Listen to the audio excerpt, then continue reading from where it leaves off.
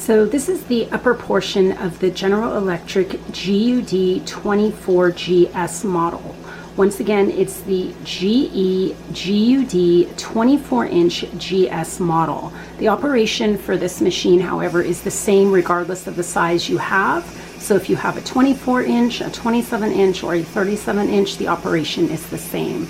I've done a separate washer video and a complete overview of the machine, so I will link those below. This is just for the dryer. You can hear the washing machine running, and you can see the light is illuminated for the washing machine. I wanted to show you that so that you know that the washing machine and the dryer can be run at the same time. I happen to have a gas-powered dryer. However, the electric powered runs the exact same way. There's no difference between the two. What I have in there right now is a queen-sized blanket. A lot of times people have asked whether or not it'll accommodate larger items, and the answer is yes. That's a queen-sized blanket in there, and I talk about the capacity of the dryer in the original overview video. So what I'm going to show you today are just some tips and tricks that I've come to discover while using this dryer. If you have any tips and tricks of your own and you'd like to share, please do so down in the comments so everybody can benefit from your advice and knowledge from the machine as well. This is not the load that I'm going to do. This is just a demo for you that a queen size blanket will fit. Unfortunately, I don't have anything king size, but queen size will, and you can see there's quite a lot of space in there for probably something bigger. This is not a comforter, however, it's a smaller sized, thinner queen size blanket. So let's go ahead and empty the washer and put the actual load in there so you can see the capacity of the machine, and then some helpful tips and tricks for how to make this run a bit more efficiently. So I've just finished the wash. What I had in this particular wash load was fitted sheets from a double-sized bed. I had fitted sheets and flat sheets. We're going to remove all of these and stick them into the dryer. So let's go ahead and do that. The dryer is going to be overloaded, but I want you to see what it's like when it's packed. I did put my drying sheets in there already, so I guess you can do that either first or last. That's your choice. So let's go ahead and just take all of this out. You have approximately 11 drying cycles on the machine.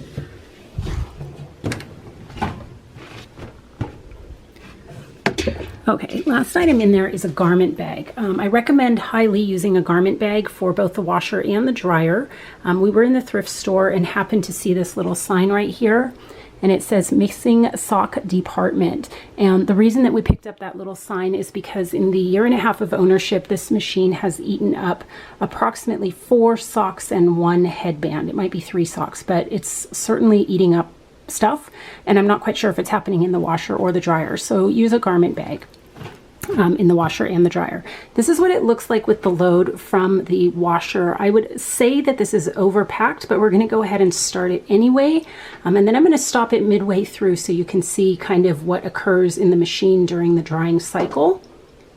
Let's go ahead and slam that. There's no buzzer, so you have to kind of monitor your own drying time.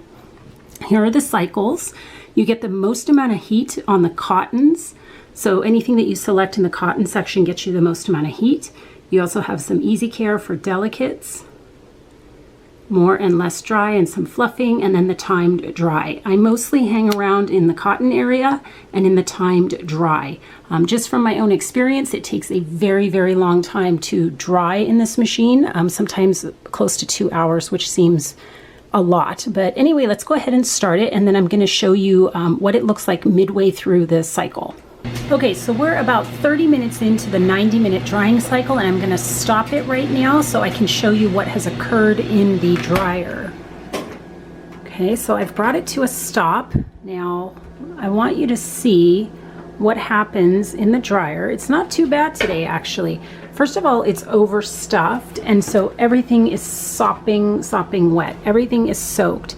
If you want to get the most efficiency out of the dryer, don't overpack it. Try and line dry it as much as you can. Throw it over some doors, throw it over the shower, rod, whatever. Try and take some items out and dry them independently as much as you can, and then kind of finish it off in the dryer. What happens a lot of the times, and I'll stop it one more time in the cycle, is that you get a significant amount of condensation and lint and fluff accumulation all along the outer edge of the machine or the dryer. You can see, let me focus in right here. It's starting to sweat quite a bit right there, and that happens all around the edge of the machine. So what I do is keep a roll of paper towels handy, and then, you know, just kind of wipe it down. Since I'm in here anyway checking on things, just kind of wipe around the edge, get a lot of that lint off. You can see it's accumulating there, so that it can dry a little bit more efficiently. If you don't do this, if you don't check on your cycle a little bit through, midway through, it might not dry as quickly. As it is, it takes sometimes close to 2 hours to dry. It takes a significant amount of time. There's quite a lot of condensation down here.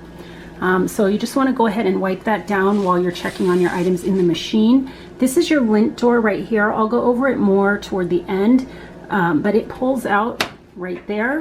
It slides outward, and that's where the lint will accumulate. We'll check it at the end of the cycle, but for now, let's go ahead and start it back up and let it finish. And I'll show you what it looks like at the end of the cycle. And here's the start button one more time. Okay, so it just switched off from 90 minutes. Let's go ahead and open it and take a look at what we have. So not too bad. Everything's kind of toward the front. I still feel, even after 90 minutes, that everything in here is damp. Not soaking wet like after the initial 30-minute check, but after 90 minutes, everything in here is still damp to the touch. So maybe another 30 minutes would get this done, making it almost a 2-hour dry.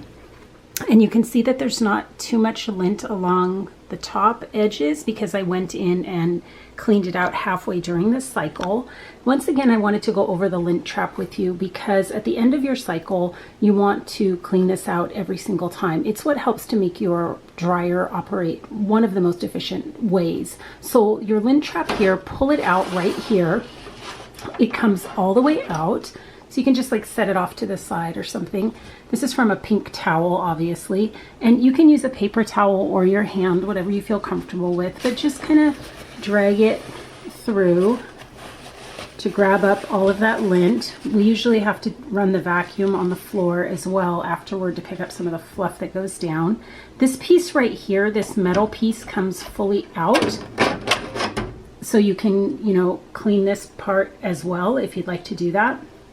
And then one of the things that I like to use, I'm very particular about keeping my items clean. I like all of my stuff in my house really, really clean, all of the appliances.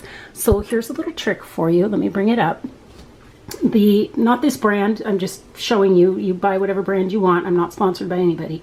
These are those computer dusters, electronics dusters that you use, you know, the dry frozen air type stuff. So what I do is this.